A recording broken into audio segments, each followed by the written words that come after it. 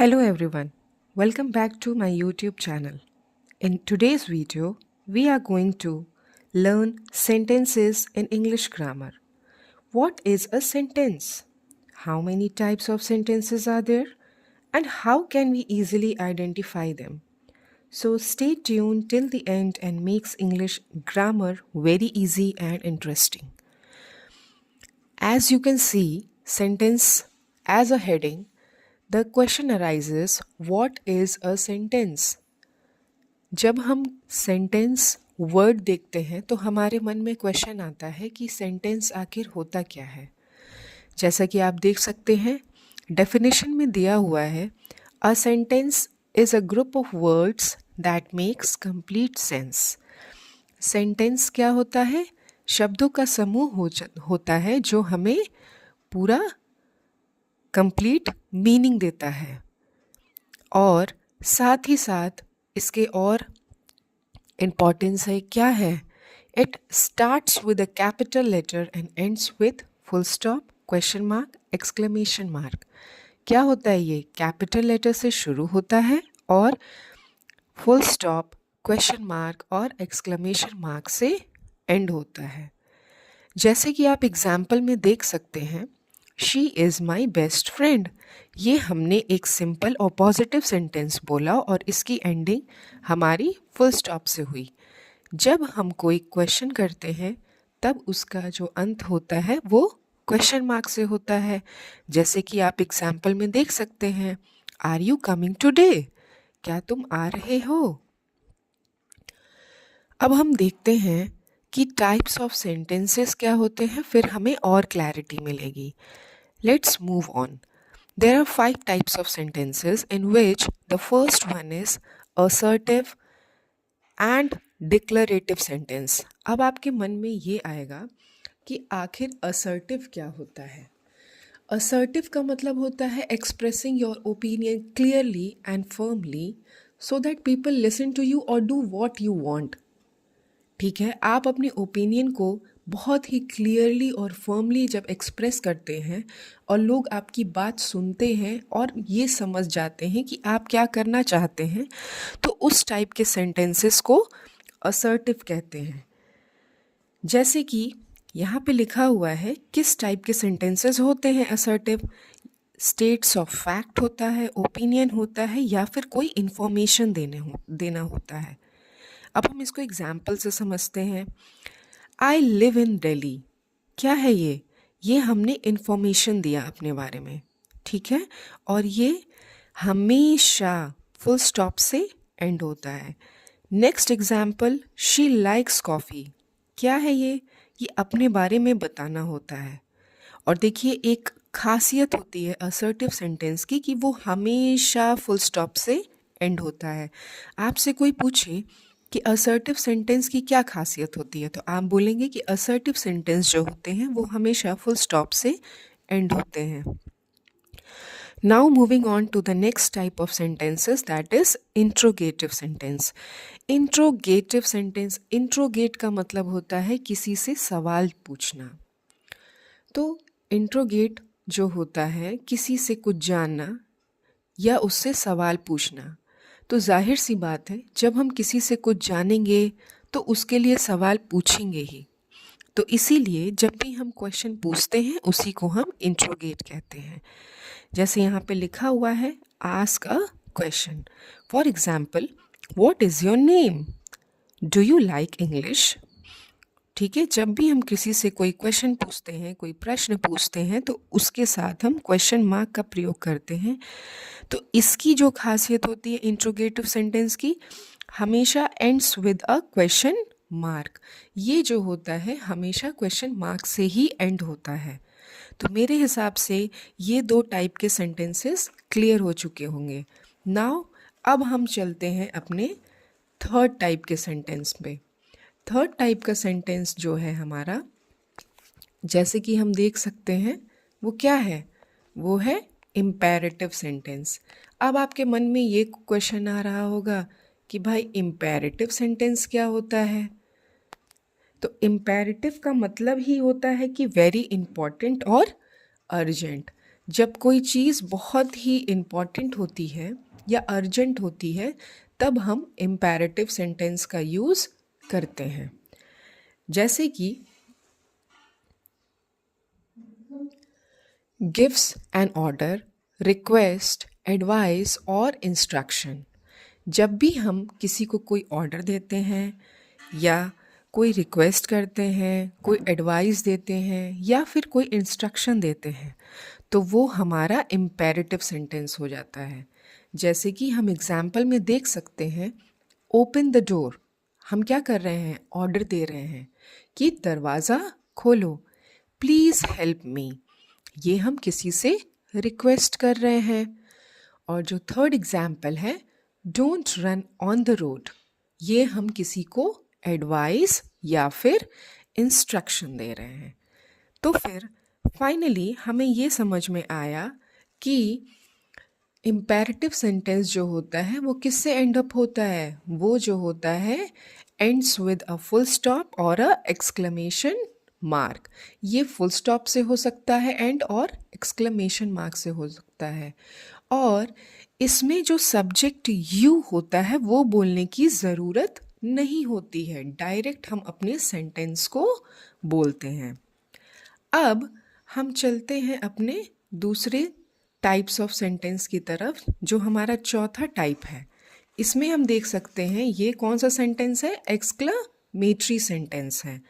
Exclamatory sentence जो होता है वो अपने स्ट्रॉन्ग फीलिंग्स, जैसे हम कभी खुश हुए, कभी दुख हुए, कभी बहुत ही ज़्यादा सरप्राइज्ड हो गए या फिर बहुत ज़्यादा गुस्सा हो गए, तो उस टाइम जो भी हम वर्ड्स का यूज़ करते हैं that is known as exclamatory sentence. जैसे कि हम देख सकते हैं यहाँ पे लिखा हुआ है, shows strong feeling like Joy, sorrow, surprise, anger. अब देखिए इसमें एग्जाम्पल में, व्हाट अ ब्यूटिफुल फ्लावर्स, ये हमने क्या अपना एक फीलिंग, एक जॉय को एक्सप्रेस किया, इसीलिए ये हमारा क्या है? एक्सक्लेमेटरी सेंटेंस है।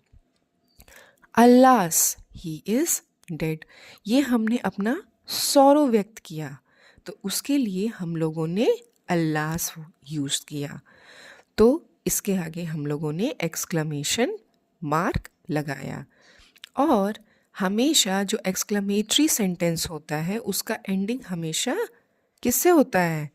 एक्सक्लेमेशन मार्क से, जैसे कि आप देख सकते हैं।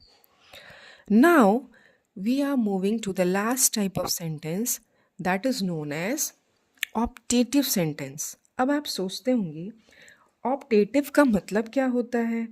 optative का मतलब होता है जब हम किसी भी वर्बल मूड को एक्सप्रेस करते हैं। वो वर्बल मूड हमारा विश हो सकता है, हमारा डिज़ायर हो सकता है, या फिर कोई एक्सप्रेशन हो सकता है जो कि हमारे विश और प्रेयर और ब्लेसिंग के बारे में बता रहा हो, जो अंदर से हम किसी को दुआ दे रहे हों, उसको हम ऑप्टेटिव सेंटेंस कहते हैं। जैसे कि आप देख सकते हैं लिखा हुआ है इसमें, मे गॉड ब्लेस यू, ये हम क्या कर रहे हैं?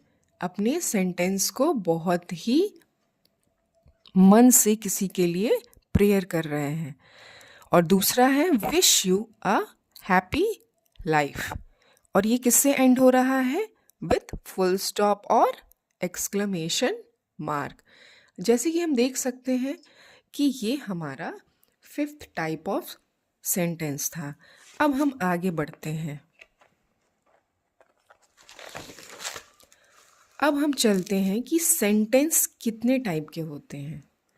सेंटेंस भी हमारे कैसे होते हैं? 3 टाइप के होते हैं, जिसमें simple sentence, compound sentence, complex sentence. इससे हमेशा जो है कॉम्पिटिटिव एग्ज़ाम्स में क्वेश्चन पूछे जाते हैं। कभी भी ऐसा नहीं होता है कि कभी कोई कंपटीशन आया हो और इन तीनों सेंटेंसेस के बारे में पूछा ना गया हो। तो आज हम जानते हैं बहुत ही सिंपल तरीके से। Simple sentence has one subject and one predicate. आपको पता होगा कि सेंटेंस में जैसे हम थोड़ा सा यहाँ पे पढ़ लेते हैं कि जो एक सेंटेंस होता है उसके दो पार्ट होते हैं, एक होता है सब्जेक्ट और एक होता है प्रेडिकेट। तो सब्जेक्ट में आप देख सकते हैं क्या होता है, द पर्सन और थिंग डूइंग द एक्शन।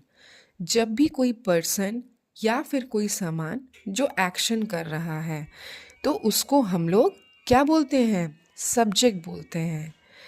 तो यहाँ पे देखिए एग्जाम्पल लिखा हुआ है, रवि इज रीडिंग। इसमें एक्शन कौन कर रहा है, रवि कर रहा है। और प्रेडिकेट में ये होता है टेल्स अबाउट द सब्जेक्ट। जो सब्जेक्ट जो है हमारा जो काम कर रहा है उसके बारे में हमें जब पता चलता है तो वो पार्ट ऑफ द सेंटेंस हम लोग उसको प्रेडिकेट करते हैं। जैसे कि इसमें रवि जो है हमारा एक्शन कर रहा है, इसीलिए he is subject, and is reading ये हमारा जो वो काम कर रहा है वो है। इज इट रीडिंग ये हमारा प्रेडिकेट हो गया। अब हम आते हैं अपने टाइप्स ऑफ सेंटेंस पे, तब हमें और क्लैरिटी मिलती है कि जो हमारा सिंपल सेंटेंस है उसमें क्या होता है, मात्र एक सब्जेक्ट होता है और एक प्रेडिकेट होता है। तो वो हमारा सिंपल सेंटेंस कहा जाता है। Has one subject and one predicate. For example he place cricket. यहाँ पे ही जो है हमारा सब्जेक्ट है, प्लेस क्रिकेट जो है हमारा प्रेडिकेट है। अब हम चलते हैं कंपाउंड सेंटेंसेस की तरफ। बहुत सारे लोग जो है कंपाउंड का मतलब ही नहीं समझ पाते हैं। तो कंपाउंड का मतलब होता है जब दो अलग अलग शब्द मिलकर एक नया अर्थ बनाते हैं। दो अलग अलग शब्द जब मिलके एक नया अर्थ बनाते हैं तो उसको कंपाउंड कहते हैं। जैसे कि अगर हम फुट प्लस बॉल कर दें तो फुटबॉल हो गया। तो दो अलग अलग शब्द मिलके हम लोगों ने एक फुटबॉल बना लिया। आप दूसरा एग्जाम्पल जैसे सन प्लस फ्लावर तो सनफ्लावर हो गया। तो वैसे ही अब हम समझते हैं कि कंपाउंड सेंटेंसेस क्या होते हैं।